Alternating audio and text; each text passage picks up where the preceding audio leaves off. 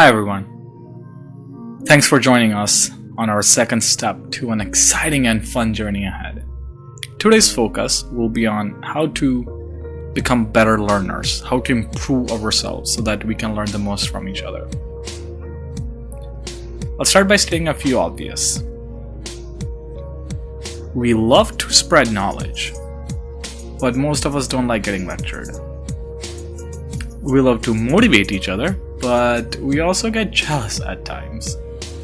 We love to love, and yet we hate to lose. We desire peace and serenity, and yet we bitterly fight at times. We are temporary, and yet we have the power to be permanent. We know all of this already. The most important one of all for today is we love to learn, but we hate studying. Most of us, anyways. Why is that? Let's think why most of us are not a fan of lectures or reading gigantic 500-page or 1,000-page books and even attending classes repeatedly. Most of us wanted to grow up early just to escape this lifestyle, only to realize that learning never stops. Why is that? Why are we so afraid to learn, or even starting to learn? Let's think on that for a bit.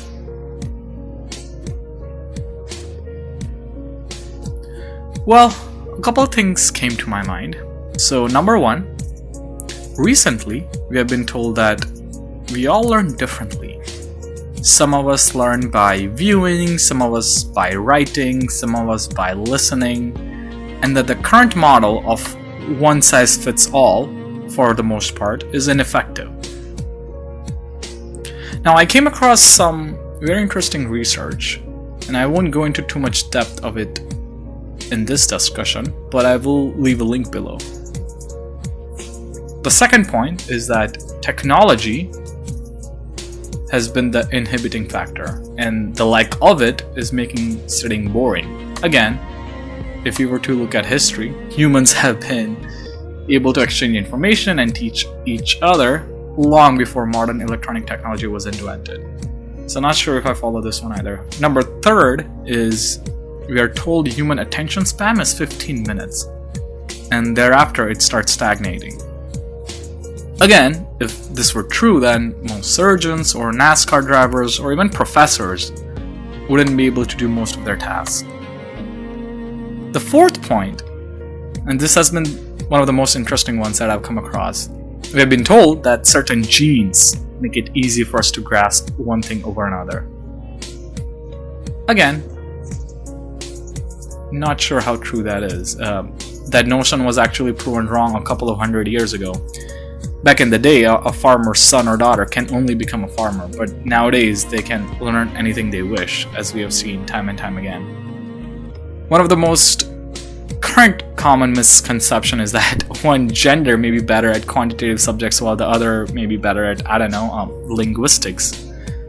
Again, I'll leave a link below that I hope many of us find interesting. It kind of disputes this.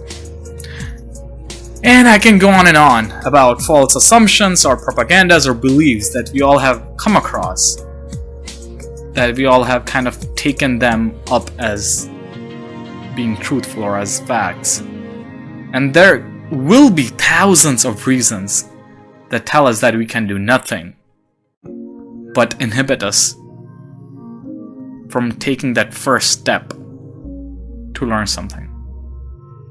There's a quote that I came across which says, "Best way to give up our power is to assume we have none." And so I am not going to assume that each and every one of us can't be a great learner in life. So this angle is not going to help us. Let's tackle this question differently. Instead of asking why we are not a fan of lectures or studying, let's ask a different question. When was it that you learned something? What did you do that enabled you to learn the most? We all have learned something great, something profound, something super unique. What were some of the key common traits in those instances? Let's think on them for a bit.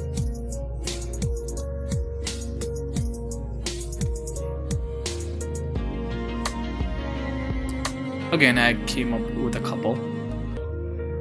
Please feel free to add your own. So some of the things that I feel are common is that, number one, I'm pretty sure you were passionate about the topic. Number two, you were either learning for one of the two reasons. Either it had direct, instant application in the real world, or you were learning and trying to teach the topic to someone else. Someone you probably cared a lot about. Number three, and this is more common in today's time, no one was telling you to learn. You were doing it out of your own free will. Number four, there were probably no deadlines. In other words, it was self-paced. This allows us to keep on constantly trying to excel. Not just pass, but truly excel at something. Number five, and this is rare, but your life probably depended on it in one way, shape, or form. And this is the last step, which is you distilled the message from the speaker. This means that even if someone you were not a fan of, or someone who you disagreed with on 99 counts, if they said one thing, just one thing that you agreed with, you were wise and humble enough to accept it and grow from it. These are the times where you learn something profound. These are the times where you learn something great, something unique. From all the above instances, I'm sure I missed a few. Please do tell me more. But from what we could gather, here is how to become the best learner. It essentially boils down to three qualities. One is empathy. Two, curiosity. And third is value of knowledge. How so? Let's go into deeper in each one of them. And for the sake of simplicity, I'll cover curiosity first, and then work from top to bottom. Curiosity is when we learn to be able to solve things. We realize that everything is connected, and a piece of information or skill set can be helpful in the oddest of times. I'll speak a little bit about my own background here. I have majored in medicine and physics with minor in biology and the social sciences, maths, and masters in business. So it was quite fun going from a lecture in quantum mechanics to biochemistry to archaeology and then anthropology and then switching to finance and then going to econ and vice versa. So I went ahead and self-taught myself design and then coding, and it took me decades to learn this, but everything truly is connected. It is us who have separated it to make it easier to consume, to make it easier to grasp and complete. We love when we realize that we have completed something, whether it's a chapter or a book or a bath. And this obsession has really fragmented what all there is in reality. Physics, biology, chemistry, psychology, math, all of it is truly connected. Even man-made inventions such as the stock market is connected with the movements of atoms and fermions, as crazy as it sounds. There's a book I recommend, which I will leave in the description below, that sheds lights on this. Curiosity helps us put our ego aside. It helps connect all of these dots. And so regardless of whoever is saying it, we have to give attention to them. We'll distill the message from the messenger. That is a true mark of someone who will learn from everyone and every circumstance in life. Because we realize that since everything is connected, no matter what knowledge it is, no matter what subject it is, We never know where or how it may end up helping us out. Someone who is truly remarkably curious would also be by default a very active listener. And active listening actually deserves a conversation of its own. But curiosity helps us focus on the what and the why instead of the who. Quality number 2 is empathy. With empathy, we learn for the betterment of others, our loved ones, to pass on the knowledge or the skill set and be of use. There's a famous method of learning, actually, suggested by a physicist, and he said the best way to learn is to teach.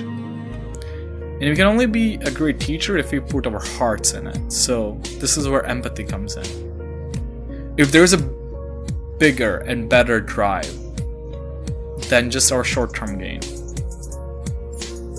that will truly give us what we need to become a better learner. And the third quality, and this is a rare one, is value of knowledge. I have very rarely seen this. But have you heard the phrase, we are all born scientists, but society kills it as we grow up? It's a phrase by Einstein. And there's another phrase by Picasso. He says, all children are born artists. The problem is to remain an artist as we grow up.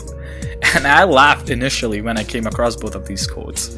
So which is it? Are we scientists or painters? The truth is, we're both. I think there's something very interesting about that. A scientist converses with a child and realizes that the child thinks like a scientist. A painter converses with a child and the child speaks to them and thinks like them, as if they are a painter. But when both of the individuals, the scientist and the painter, when they talk with a grown-up, that spark, that fire, that burning desire to question and to learn for the pure sake of knowledge is gone. Evaporated. Replaced by the desire to do something other than the first two things we talked about. Replaced with the desire to gain something else. Whether it's monetary value or external validation. The moment we learn to gain something else, that knowledge itself doesn't end up attaching to our identity. It doesn't become a part of us. A question to think about. How many times have we taken an exam? Not just a school exam, but any kind of licensing exam or some kind of certificate or even a trivia quiz. How many times, right after that exam is over, do we forget 50% of the things that we have studied? And why is that? There are those that truly remember it. Those that read the books purely to satisfy their own curiosity, and they understood how important that knowledge is. With or without the job, with or without the title, with or without the demand. When we learn to gain acceptance from others by getting good grades, or when we learn to get a job or beat someone or, try to compete with someone through an exam, we seldom remember everything after it is over. That knowledge fails to become part of us. But the moment we realize the importance of what is being shown to us, it's actually very magical, but we remember it effortlessly. Because to learn is one of the goals of life. And that is why kids would absorb everything without the need of an incentive. To learn itself is an incentive of who we are as humans, as living beings. And nature itself is constantly learning as time progresses. So all we have to do is ask Darwin. And so having value of knowledge helps us be humble. We realize knowledge itself and we respect it. There are actually cultures out there that bow down to books. In fact, I've seen several people say that you can't kick your book bag because you shouldn't touch books with your feet. And same thing with food. If we learn to respect all forms of knowledge, we won't say things like, I have not used Pythagorean theorem, so it's useless to learn it. In fact, there are engineers who use much more complicated equations all the time. And not just engineers, even parents and friends and siblings. There are ways where we can use everything from mathematics to science to truly understand the beauty of life. We love to learn, but we don't like to study. One of the qualities that I have seen in you is that you're not 100% sure. 90%, perhaps even 99%, but not completely 100% on anything. I can say this because I have seen those who are 100% sure about everything from top to bottom. They seem to know it all. I met this 12-year-old boy once. He had recently immigrated to the States from a different country. And every time he would write his name, I saw a tiny eraser mark as if he was making a mistake. I asked him what is going on with that, and he said that until he had learned that he had to immigrate, he was spelling his name one way. But when he saw his own birth certificate for the first time in 12 years, he learned that there was a typo. And so he had to change the way he wrote his name. After 12 years of writing it one way. So even the things that we are 100% sure of are not the way they seem. Most of us have heard of Watson and Crick DNA model, but not many of us have probably heard of Rosalind Franklin. Most of us have heard of Edison taking 1,000 tries to invent the light bulb, but not many of us are familiar with the research of Tesla. To always seek the truth, putting our own past experiences, even memories, prejudices, and stories that we have been told aside is our goal here. Let's learn from each other. We don't always need to agree on everything. We don't even need to agree on most things, or even 50% of the things, as long as we're able to learn at least one new positive, uplifting, encouraging thing from one another. We would have met our goal. And I humbly urge you to please remember this as we take on this journey forward. In our future conversations, don't follow a single human. No human is perfect. If we follow ideals, then we can reach much, much further in life. We must learn what ideals we can from each other and forge our own path with our own morals and principles. Something unique to us. And so before we end our discussion, here's something I learned since we last connected. Being alone is not the issue. The problem is in feeling lonely.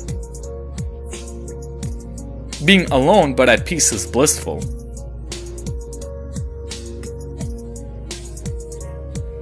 But when we feel lonely even in the crowd, that is when we need to ponder. So I must reword my sentence from our last conversation. Please know that you're not lonely anymore. If there is anything we can do to help, please leave a comment, email, or message. And one request to all of us until we meet next time. Try to learn something new. Something small, something short, but something new. Something that perhaps you see zero value in right now. Something that may not necessarily make you more money, but something you were always curious about. Watch a small video or read a small article on it and tell us how it went. What is the side effect, I wonder, of not having these values, of not having these qualities? What ends up becoming when we don't chase empathy or curiosity or truly value the knowledge? What happens when we all are 100% sure about everything that we know of? And one thing comes to mind, which is we all end up living in these bubbles due to not having the above mentality. Let's discuss more on that next time, and how best to break out of them. Until next time, wishing you a fabulous and fantastic week ahead.